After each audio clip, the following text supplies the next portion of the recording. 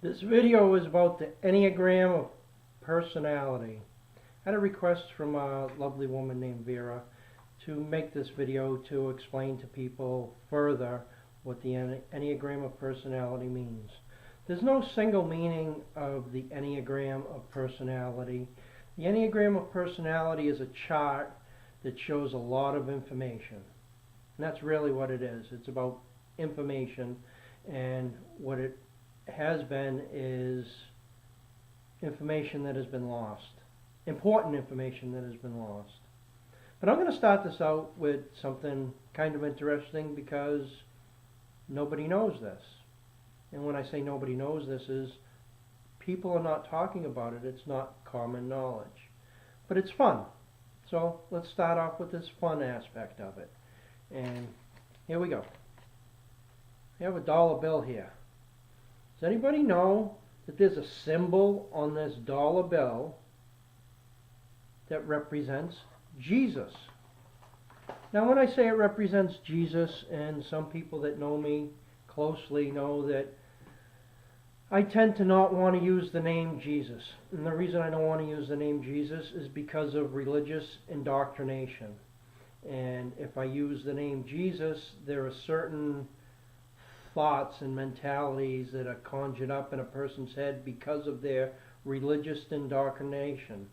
But even if they were not religiously indoctrinated, they have lived in society surrounded by people who are religiously indoctrinated, and even their speech has been challenged. For example, if a person screamed out the name Jesus, let's say they hit their thumb with a hammer by an accident and they screamed out Jesus Christ, there'd be somebody of religious indoctrination say, "Don't you use the Lord's name in vain." And that really isn't even a proper usage of using the Lord's name in vain. To use the name in vain would mean that a person was improperly representing that person's name. And just by screaming it out, in actuality, you could say that the person's screaming it out to Jesus Christ to help relieve them of the pain, and in actuality they were using that name properly. But I'm getting off track here. Back to the symbol. Now I would advise people to go to the link that I'm going to provide in the bottom for a copy of the Enneagram of Personality in the Wikipedia article and print it out for yourself.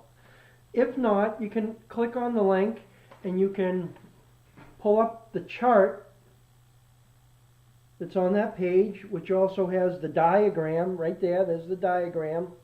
And it even has in the article explaining how the diagram is put together. It's first put together, and the concept of it is the circle and then the center triangle.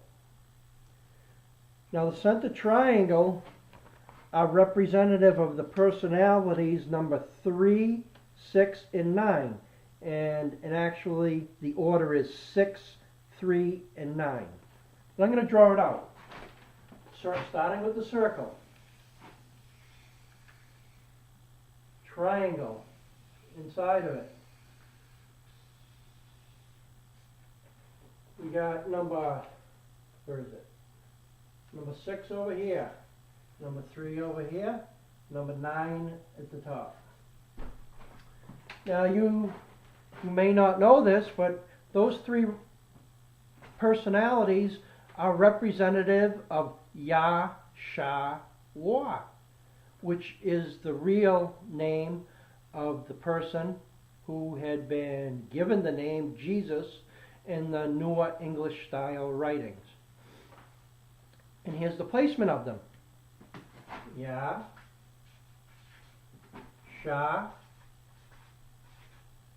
Wah. Now each one of these also has their own symbol, which is a pictograph, an ancient pictograph. And I'll put those symbols on there. Yah's symbol is that of a human arm. There's an elbow, there's the hand sticking out, and there's the thumb. And what's really being shown is the thumb, and how man's thumb is used in order to work. one thing that they did a real lot of back in ancient time was weaving baskets. And without the thumb, that would have been virtually impossible to people. Not that it was impossible, but almost impossible. Excuse me. I'll continue on. The Shah symbol is that of human breasts. The Shah symbol is also the symbol known as the Omega in ancient times, which leads down to another subject, so I'll just leave that alone for now. And the Wa symbol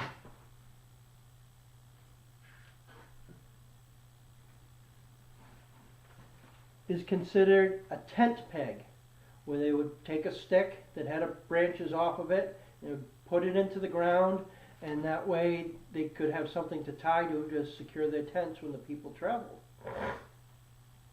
But a hand with a thumb, human breasts, and a stick really doesn't tell somebody anything unless it was familiar to them.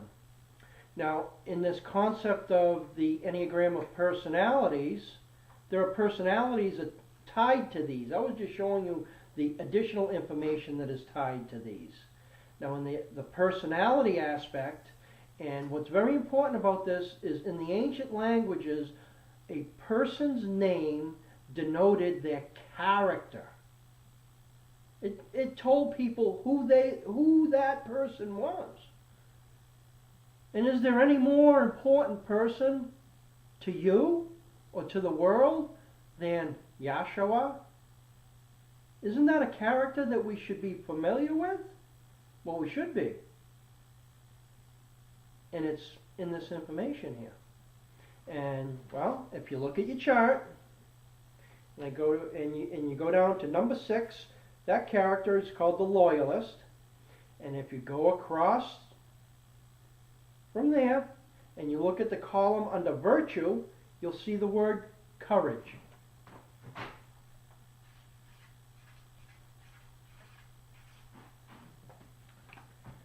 Then the next one is the Shah, because we're following in order here. This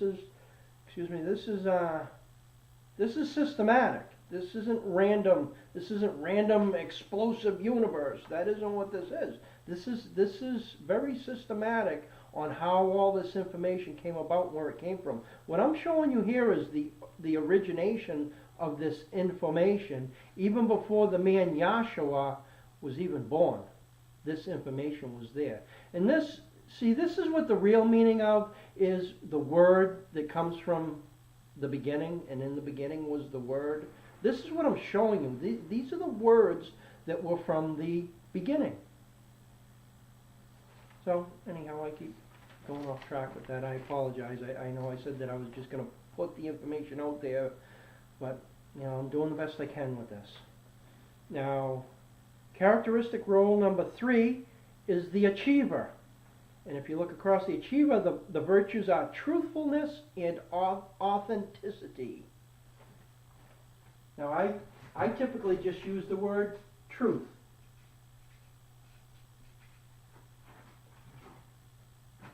But I do retain that in my mind of truthfulness, and authenticity means be yourself. Be yourself and deal with it from there. You're the only person that can really and truly deal with yourself. Believe it or not, the person's mental capacity, even though that people get brainwashed by these cults, and that's what it is that I'm going to show you about these Enneagram of personality charts, is I'm going to show you how, if you were ever involved in any of these religious cults, how you were brainwashed. That's the information I'm going to end up showing you. But it has to be done in steps. There's a lot of information in here. And if you just want this information because you think, well, something, I'm going to start my own cult. And if I have that information, I can do it. Well, you know something? If the information gets spread around properly, then people will know better and they will find you out for what you really are. And the people who are stuck in these cults already will find out what has happened to them. And that's the importance. That is the message. That is what will set the people free. Truth is what will set the people free. It's all the same information. Whether a person was creating a cult or they're identifying the information so the public can see how this has happened, because it's not even just the religious cults. This information is mainstream. It's out there in the mainstream. This is what we call psychology. This is what has been used in sales. This is what has been used in management. I mean, in the beginning, essentially, that's what religious cults were all about. They were about sales and management and profit. Not about prophesying in the future like people think. Money profit. That's what they were involved in. And that's why I started showing you this symbol in the background. And I went this direction of showing you this symbol. And I kind of got off track. So I'm going to get back to that. I'm sure by now you have an idea of the symbol that I'm talking about. That this symbol right here, this symbol was put here, and this symbol is what it means, is representative of Jesus. The person who was Yahshua. And I'm up to I'm up to the Wa now. Okay. The Wa is number 9, which is the characteristic role of the peacemaker. And if you go across, the peacemaker's virtue is action. Action. You do have to do things. Once you have this information, you have to do things. And if the only action you do is share it, then you've done a lot. Then you've done a lot. Because it's the truth only that will set people free. And the truth is the information. And once they have the information, they know what has been done to them. Okay, so number 9 is action.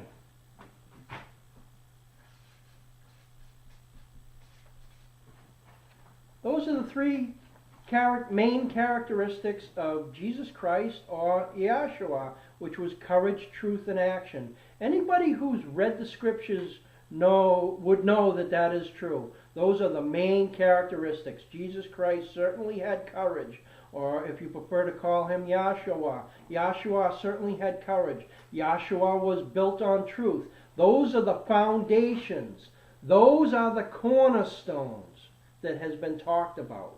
Okay? And this is why they were talked about, is because they're the base. They're the foundation in this structure. They're the foundation. Okay? And you need action to make it all happen. But that's why they talk about the cornerstones in Scripture. The cornerstones are courage and truth.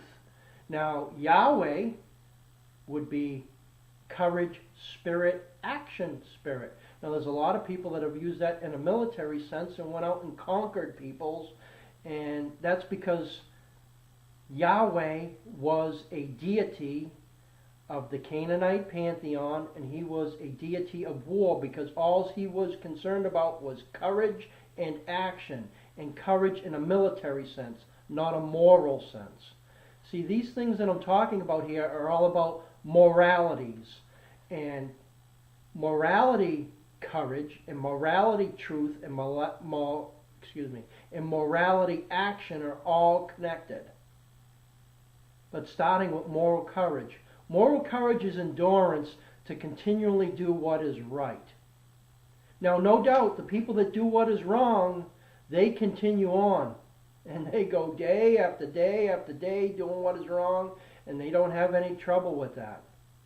But moral people need courage to continue on, because they're met with the evil people that are more interested in war, in physical war, military action, than they are about moral courage for whatever is wrong with them. But that's a whole other subject. So let me continue on. Now, people who are involved, for example, in the Hebrew Israelite movement have identified, and they always say, and they think it's very much important, is not just Yahshua, but Yahshua-A. And they use the letter I in order to do that. And that's because the symbol that was used for that is called the ayin.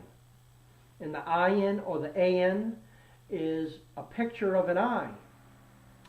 So it's very appropriate to add that picture in here, seeing as if that's what this is supposed to demonstrate, that eye is required. So where do you put it when you have a triangle? You have to put in a triangle somewhere. This place is as good as any.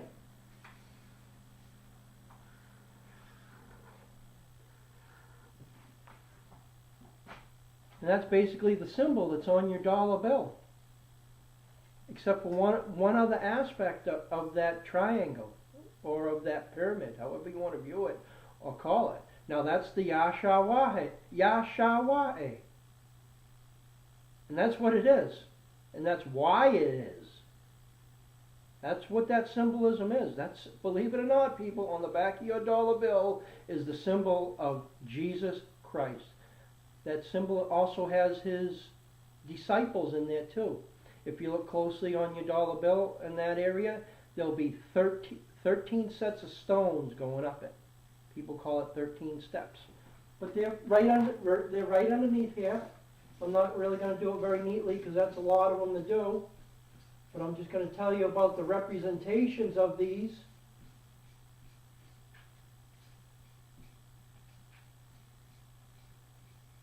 Because it fits in line with the ancient language before the Tower of Babel, and that's what we're doing. We're going back to the beginning. The beginning was the Word, and the Word was God. And that was being referenced about Jesus at that time. And the reference really was about Yahshua or Yahshawah, however you want to look at it. But this A part here, I have to tell you, is part of the mysteries. And that's why it was always part of the mystery religions, is that A actually is leading people for a reason. That symbol was used for a reason. Now that eye, you could look at it as an eye, which means to watch, or the watchman. It's called the all-seeing eye, or the ever-seeing eye, or the eye of God, and you better watch what you're doing because God's watching you. But that eye was also there for a reason, because it represents Ra. And the symbol for Ra is a human head. And the human head isn't indicative of a head person, a single leader, or anything like that. It's representative of you. Whether you are a man or you're a woman, your own personal self. Responsibility to take lead of yourself. And you are to take lead of yourself in courage, truth, and action. And when that happens, we will all be free. We don't need a single leader to lead us to freedom. What we need is the people to have courage, the people to have truth, and the people to have action. So anyhow, I was talking about the steps that are in there. The steps of the disciples. The steps are you. The steps are you. The steps are me. The steps are all of us. And these things here, those 6 that are left over in the Enneagram of personality, has a positive side and a negative side, has an ego fixation and has a virtue, has a holy idea and has a vice or passion. For you people that are very learned in the Bible, the attributes of the 12 disciples reflect those virtues and those ego fixations. That's what their representations are. And that's the representation of the 13 steps on that pyramid on the back of your $1 bill. That's what the real representation is the 12 disciples and Jesus, Yahshua, which is courage, truth, and action. But those other 12, those can also be seen as the angels and the demons. If you read the Wikipedia article, which also tells you about a book where this information came from, which I don't have that book yet, but I will. That is representative of angels and demons, which if you know what your personality is, or where you stand most, because in actuality we need all these personalities, but we need all the virtues of them, not the ego fixations. But anyhow, that's probably enough for this video, as it's reaching the 20-minute scale. I like to keep these under 20 minutes.